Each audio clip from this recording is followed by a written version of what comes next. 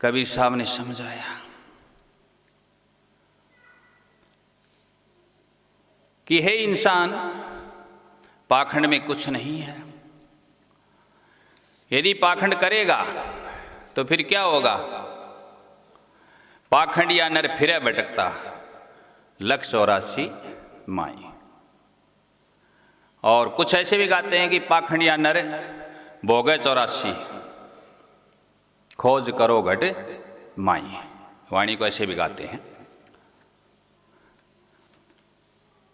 पाखंडिया नर भोगे 84, खोज करो घट माई। साधु भाई पाखंड में कछु नाही। हमने गाया पाखंड में कछु नाही रे साधु भाई, पाखंड में कछु नाही। पाखंडिया नर फिरे भटकता, 184 माई। तो पहले कहा कि कोई भी व्यक्ति जिसको पाखंड करना हो वह क्या करता है। ये उस समय की बात है जब कबीर साहब थे।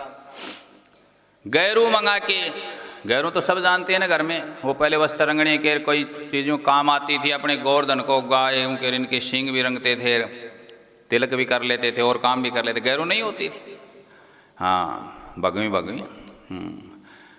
तो गैरू मंगा के भगवा रंग लिया और कानों में क्या पहन लिए? कानों में कुंडल लाई। और भूख लगे तब क्या करे? नहीं मिले तो पहले तो पाखंड रचना ही पड़ेगा, जब तो फिर देने लगेंगे लोग। पहले का भूमिका बनानी पड़ेगी, तैयारी करनी पड़ेगी, है कि नहीं? भूखे के कारण फाके बबूती, फिर तो भी मानो नहीं रे साधो, पाखंड में कुछ नहीं। अब चर्चा होगी कि कोई महात्मा है, बबूत लेकर के ही जिंदा है, तो लोग समझेंगे बड़ा चमत्कारी बाबा है। फंसेंगे कि नहीं फंसेंगे?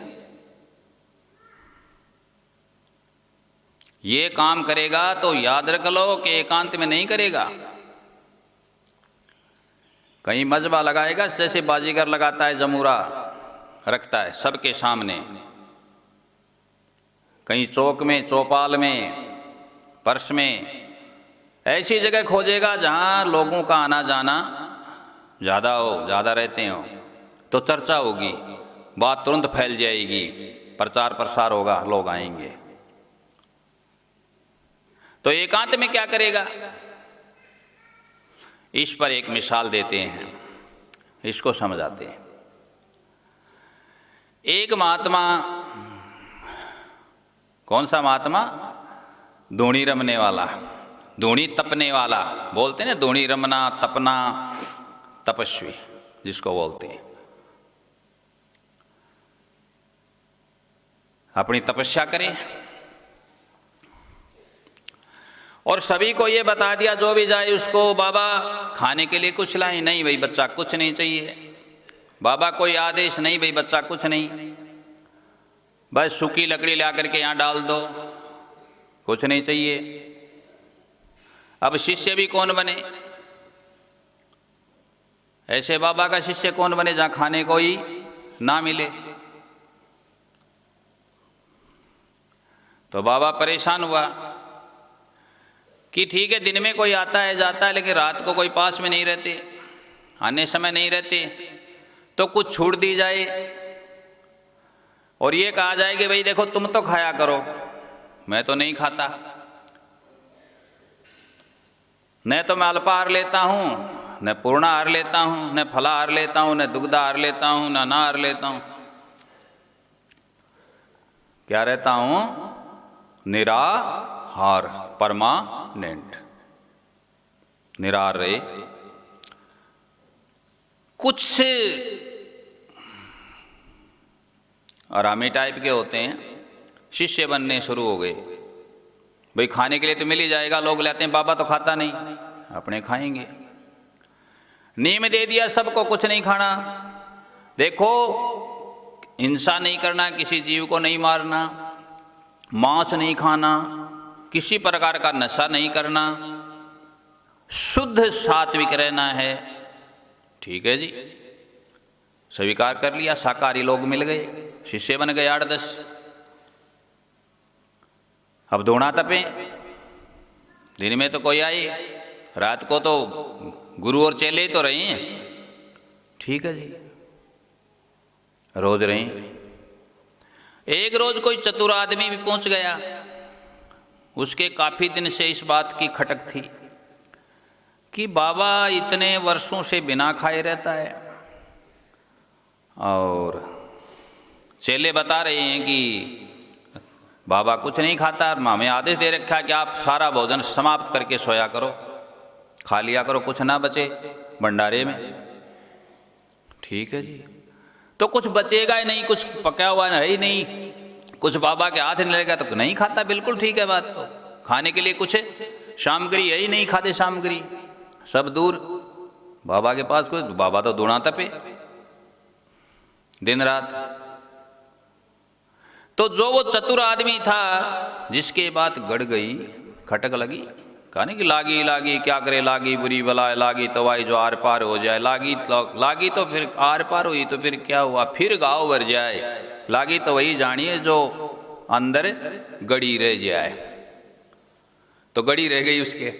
उसने कहा भाई मैं भी शिष्य बनूंगा, पहले रह करके देखूंगा कि ये बात सच है क्या, कि बाबा वास्तव में भोजन नहीं करता और किसी जीव की हत्या भी नहीं करता और मांस कभी इसने खाया भी नहीं, खाने देता भी नहीं। कहा ठीक है। बाबा ने कहा भाई बाबा आरती के लगाई, आरती करो, 2 टाइम आरती हो, और शिष्य जब भोजन पकाएं और खाएं तब बाबा अपना एकांत में रह के भी ध्यान करूंगा। और बाबा विचरण भी करके आए, घूम के भी आए, अपनी कम्बल वगैरह भी रखे, सब ठीक।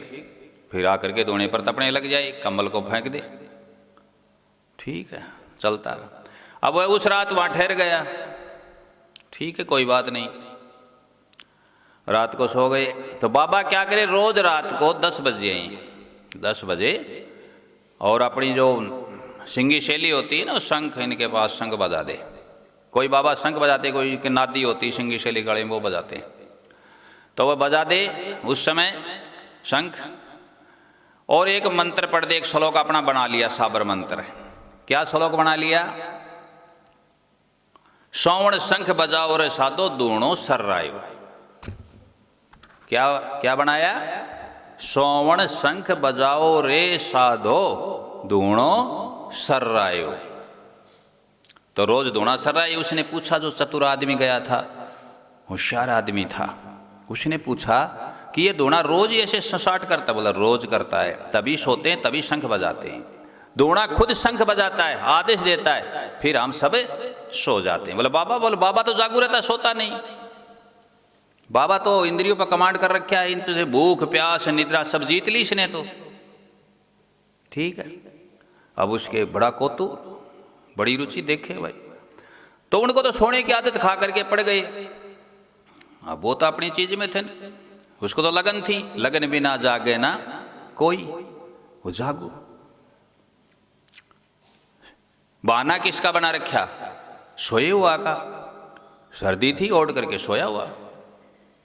अब दूणा तो सर्रा लिया, संग तो बज लिया, सब तो सो गए, चतुर आदमी सोया हुआ, लेकिन वैसे जागया हुआ, लेटा हुआ। अब देखा कि घंटा आधी घंटा हुआ, सभी ने खर्राटे शुरू किए। बाबा ने देख लिया सब सो गए, भाई अपना काम शुरू करें। बाबा ने बड़ा चिमटा लिया और लेकर के बड़ा चिमटा अग्नि को इधर उधर किया करके उसके अंदर से निकाला भोजन सामग्री को। तो एक गो बोलते हैं या कहीं ग्योर पाटड़ा बड़ी, वो दवा रखी थी ला करके दिन में, वो उस समय तक पक्के तैयार होती थी। तैयार हो गई, तैयार हुए जब उसके वो निकले गैस हवा बाहर, वो पके जब आवाज़ नहीं करती, जैसे कोई बड़तू बनाए बैंगन का तो वो करते हैं आवाज़। किसी लकड़ी को भी कई बार गिल्ली को जलाते हैं, आवाज़ करती है ना, तो वो आवाज़ करे, वो दूणा सर्राना बोले उसको। दूणा बना कुछ नहीं सर्राना था, वो जो जानवर दबा रखा था ग्योर पाटड़ा, उसकी वो सोसाट, वो उसका वो जले तो हवा निकले, फूल करके फट जाए वो, और फट करके वो आवाज़ हो। रोज ऐसा हो रहा। चतुर आदमी गौर से देखता रहा कि बाबा क्या करता है। सब तो सोए हुए ही, चेले तो विश्वासी होते हैं ना। मत करना विश्वास, बहकाने वाले आते हैं। तो उस चतुर आदमी ने गौर से देख लिया। बाबा ने हटाया, उसको निकाला बाहर ले आया, आपका पॉकेट में ही, जेब में ही नमक वगैरह जो आपका था, मसाला, छोला उधेड़ा चीरा पका तैयार, बड़तू बन के तैयार था उस जानवर का, गौ का, ग्योर पाटड़े का। और उसको अपना खाना शुरू कर दिया।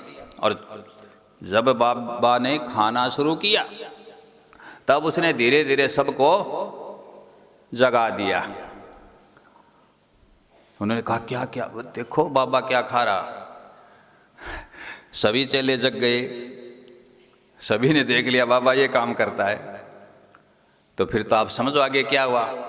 आपने क्यों कहें, अपने तो इतना कहेंगे कि पाखंड में कुछ नहीं रे साधो भाई, पाखंड में कुछ नहीं, पाखंडिया नर फिरे भटकता लख 84 माई। समझे? तो इस प्रकार पाखंड है। तो कबीर साहब ने प्रथम में फरमाया कि गैरू मंगा के भगवा रंग लिया और कानों में कुंडल ले आई, और भूख के कारण फाके बबूत तो भी मानू नाई साधो पाखंड में कुछ नहीं।